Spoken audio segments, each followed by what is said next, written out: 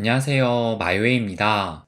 제가 항상 말씀드리는 것 중에 하나가, 이 하루하루의 뭐 주식시장이라든지, 뭐 코인 시장, 뭐 부동산 시장의 그 흐름이 다를 순 있지만, 전체적으로 이 큰 틀로 볼 때는 함께 움직일 것이다라고 제가 자주 언급드리고 있어요. 왜냐면, 결국 돈이 움직이기 때문입니다. 뭐 그런 것은 뭐 여러분도 보셨겠지만 2021년 그때의 불장만 본다 하더라도 뭐 주식, 코인, 부동산 할 것 없이 모두 그때 거의 고점을 찍었으니까 어떻게 보면 지난 역사가 말을 해주고 있다라고 생각을 합니다. 그래서 지금 뭐 이렇게 이 암호화폐 시장과 요 주식 시장을 보게 되면 어느 정도 좀 온도차가 있다라는 것을 느낄 수가 있는데, 그렇다면 오늘은 이 주식 시장부터 좀 보고 이 암호화폐 시장도 함께 좀 살펴볼게요. 그래서 보시는 것처럼 어제 이 미 증시는 대다수의 종목이 이렇게 좀 상승을 한 종목들이 더 많았다는 것을 알 수가 있어요. 그래서 이 지수를 보시게 되면 보시는 것처럼 다우존스, S&P 500, 나스닥 모두 이렇게 상승을 했고, S&P 500 같은 경우는 거의 1%, 나스닥 같은 경우는 1%가 넘는 이런 상승을 보였다는 것을 알 수가 있습니다. 그러면서 이 뉴욕 증시 역시 보시는 것처럼 어제 하루는 그 전날에는 모든 국가가 하락을 했었는데 어제는 또 모든 국가가 이렇게 상승을 했다는 것을 알 수가 있어요. 그래서 어제 이런 상승은 이 기사를 보시면 부채 협상안이 하원을 통과됐다라고 하면서 그것에 따라 이 미증시가 일제히 랠리를 펼쳤다라고 이렇게 분석을 했는데, 그런데 어제 이 증시의 전반적인 상승은 이 부채 협상안이 하원을 통과했기 때문에 올라간 것이 아니라고 저는 생각을 합니다. 왜냐면 제가 어제 장 초반에 개장이 된 이후로 그때도 현재 상황의 이 시황을 공유를 했는데, 보시는 것처럼 이때만 해도 다우존스는 하락이었고 S&P 500, 나스닥 모두 뭐 0.1, 0.2%니까 아주 소폭의 상승만을 보였었고, 또 그리고 한때는 전부 다 또 하락세를 보이기도 했어요. 그런데 이 장이 개장하기 전에 이미 이 기사를 보시는 것처럼 어제 6월 1일 오전이니까 이미 이 부채한도 합의안이 공화당이 다수인 하원을 통과를 했다라고 그 소식이 나왔습니다. 그럼에도 불구하고 장 초반에는 이렇게 그 상승세가 강하지가 않았다라는 거예요. 그래서 이 시간의 흐름에 따른 이 지수 변화를 보시게 되면 S&P 500 같은 경우는 장이 시작하고 나서 시간이 갈수록 이렇게 상승을 했다는 것을 알 수가 있고, 그리고 이 나스닥도 마찬가지로 장이 시작한 이후로 이렇게 상승을 했다는 것을 알 수가 있어요. 그러니까 이 부채한도 협상이 하원을 통과해서 증시가 상승을 했던 거라면 장 초반부터 강세를 보였어야 했는데, 그것이 아니라 시간이 갈수록 이 증시가 상승을 했다는 것은 부채한도 이슈로 상승을 했다는 것이 아니라는 겁니다. 어제 영상에서도 제가 말씀드렸지만 이 앞으로의 장세는 이 인플레 요인보다는 수급 장세를 보일 것이다 라고 이렇게 말씀을 드렸어요. 그래서 저는 어제의 상승이 이 수급 장세가 이끌었다고 생각을 합니다. 특히 이 빅테크들의 기술주의 수급이 몰린다는 것은 앞으로의 성장에 대한 그 기대가 큰 것으로 해석을 할 수가 있을 거예요. 그리고 전날에 이 AI 관련주들이 일제히 하락을 했지만 어제 영상에서도 제가 이 AI 열풍은 쉽게 꺼지지 않을 것이라고 또 말씀을 드렸습니다. 그런데 보시는 것처럼 또 하루 만에 이 엔비디아가 5%가 넘는 상승을 하면서 이제 또 이 400달러 목전까지 올라선 상황이에요. 그리고 또 제가 얼마 전부터 계속 말씀드렸던 것 중에 하나가 이 애플이라든지 엔비디아라든지 누구든지 이 2021년에 최고점을 넘어서게 되면 그 고점을 넘어선다라는 그 저항이 약해지면서 또 다른 기업들도 계속 그 고점을 넘어설 것으로 예상한다고 말씀을 드렸어요. 그러면서 그런 기업이 늘어날수록 분위기는 반전될 수 있다라고 또 말씀을 드렸습니다. 그런데 또 이 기사를 보시게 되면 AI 열풍으로 애플이 지금 180달러를 돌파를 했다라고 하면서 지금 사상 최고가에 근접을 했고 시총이 3조 달러를 눈앞에 두고 있다라는 이런 기사가 또 오늘 아침에 이렇게 또 나왔어요. 그래서 이 애플 차트를 보시게 되면 보시면 이 애플의 지난 이 올타임 하이 역대 최고점이 대략적으로 한 182달러 정도 되는데 지금 180달러까지 올라섰으니까 지금으로부터 대략적으로 한 2달러만 올라도 이제 엔비디아에 이어서 애플도 이 올타임 하이 사상 최고가를 갈아치우게 되는 거예요. 그러면 엔비디아에 이어서 이 애플이 역대 최고가를 다시 쓰는 이 두 번째 기업이 될 것 같고, 그럼 다음 타자가 누굴까 또 본다면, 이걸 보시면 현재 이 마이크로소프트가 지난 2021년 이 11월에 대략적으로 한 340달러 선에서 역대 최고가를 썼는데, 현재는 330달러 선까지 올라왔으니까 앞으로 대략적으로 3.5, 그러니까 한 4% 정도만 올라도 또 새로운 이 역대 최고가를 갈아치우게 되는 거예요. 그래서 지금 이 빅테크 위주의 이 기술주들이 시장을 주도하면서 새로운 고점을 만들려는 그런 움직임을 보이고 있고, 그에 따라서 앞으로의 시장 분위기는 더욱더 이 상승으로 반전될 가능성은 높다라고 저는 생각을 합니다. 그리고 또 제가 자주 언급드리면서 이 경제 위기로 흐르는지 그 기준으로 삼고 보자고 말씀드렸던 것이 이 S&P 500의 200일 이동 평균선이었어요. 왜냐면 웬만한 이런 경제 위기를 제외하고는 이 200일 이동 평균선 밑으로 하락하는 일이 매우 드물었기 때문이에요. 그래서 지금 현재를 보시게 되면 보시는 것처럼 여전히 이 상승 추세선 안에서 움직이고 있다는 것을 알 수가 있고, 이 하늘색의 200일 이동 평균선을 봐도 지금 현재의 이 200일 이평선의 값이 대략적으로 한 3,970선인데 현재 지수는 4,220선으로 지난 2월의 고점도 현재는 이렇게 넘어선 상황이라는 것을 알 수가 있어요. 그리고 뭐 이 S&P 500뿐만 아니라 나스닥도 마찬가지로 여전히 이 상승 추세선 안에서 지난 2월의 고점을 훨씬 이렇게 더 높이 올라서고 있는 모습을 보이고 있습니다.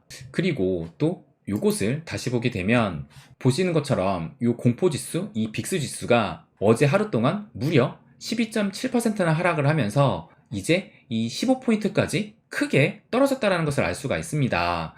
그래서 요것을 보시게 되면 지금 이 빅스 공포지수가 현재 이 위치에 있는데, 현재 이 지수는 보시는 것처럼 2021년 11월 이후로 지금 현재 최저치로 떨어진 거예요. 그러니까 이 2021년 11월이면 최고 불장이었을 때인데 지금 그때 정도로 이 공포지수가 떨어졌다라는 겁니다. 그러니까 이런 것을 볼 때 이 투자 심리는 그 어느 때보다 좀 개선되어 가고 있는 중이다라고 그렇게 좀 볼 수가 있을 것 같아요.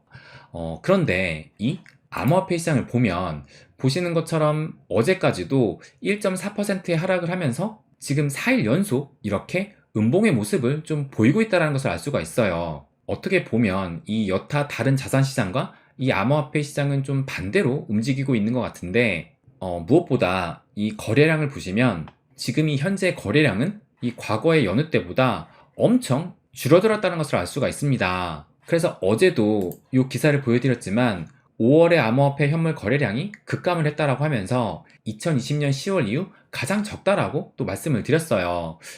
그러면 이 암호화폐 시장은 왜 유독 약세를 보이고 왜 이 거래량이 감소를 할까? 그 이유를 좀 생각을 해본다면, 제가 생각하기엔 최근에 이 AI 열풍도 한몫을 해서 이 암호화폐 시장까지도 그 영향을 줬다라고 생각을 합니다. 우리가 이 코인을 하는 이유가 아무래도 좀 더 높은 변동성으로 이 코인에 대한 기대 수익률이 높아서인데, 그런데 최근 이 AI 열풍으로 요 엔비디아만 봐도 2023년 이렇게 해가 바뀌고 난 이후로 보시는 것처럼 무려 180%, 그러니까 거의 3배 가까운 이런 상승을 보였습니다. 이러니 코인보다 지금 이 빅테크들의 기술주들이 더 오르니까 이 암호화폐 시장에서 돈을 빼서 주식시장으로 가는 자금도 꽤 많다라고 생각을 할 수 있을 거예요.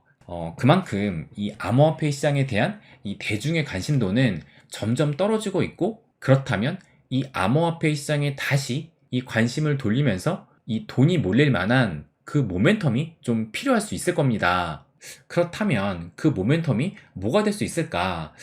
저는 그것을 생각했을 때 바로 이 리플이 그 모멘텀이 될 수 있다라고 생각을 합니다. 왜냐하면 이제 이 소송에 대한 판결이 뭐 지난 3월 달부터 뭐 계속 나온다라고 얘기가 나왔는데, 결국에는 지금 5월 달까지도 안 나오고 이제 6월에서 뭐 7월 달까지 결론이 나온다라는 이런 전망들이 계속 나오고 있어요. 그래서 어쨌든 이 시간이 갈수록 이 판결이 나올 시점은 점점 더 가까워질 거예요. 그래서 이 판결이 나왔을 때 리플이 승소를 하거나 혹은 유리한 판결이 나오게 된다라면 그것에 따라 이 리플의 가격이 상승을 할 수도 있고, 그리고 또 무엇보다 또 다른 코인들도 이 증권이 아닐 수 있는 그 가능성이 또 커지기 때문에 이 전반적인 암호화폐 시장에 이 반전의 계기가 될 수도 있다라고 저는 생각을 합니다. 그런데 또 만약에 반대로 이 리플이 패소를 하거나 증권이라고 판명이 나면서 불리하게 좀 판결이 나온다라면 그러면 뭐 이것은 뭐 FTX급은 아니더라도 암호화폐 시장만의 악재로 또 돌변을 하게 될 거예요. 왜냐하면 이 SEC의 위원장인 이 게리 겐슬러가 말한 이 비트를 제외한 모든 코인은 증권이다 라는 이 말에 그 힘을 실어줄 수가 있기 때문입니다. 그래서 이 리플 소송이 매우 중요하다고 볼 수가 있는데, 그런데 정말 설령 그렇게 된다 하더라도 이것이 암호화폐 시장의 종말을 초래하지는 않는다라고 생각을 합니다.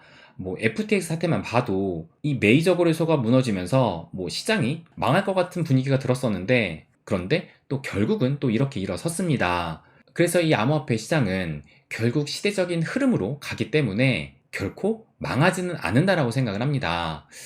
그리고 뭐 지금이야 이 암호화폐 시장이 이 주식 시장과 좀 반대로 흐르고 있다는 좀 느낌이 들긴 하지만, 영상 초반에도 말씀드렸듯이 결국 이 자산 시장은 큰 흐름대로 또 흘러갈 거예요. 그래서 이것을 좀 보시면 이 크립토 콘이 이 심플하게 보이는 요 차트를 올렸는데, 보시는 것처럼 요거는 이 비트코인의 연봉을 지금 나타내고 있는 거예요.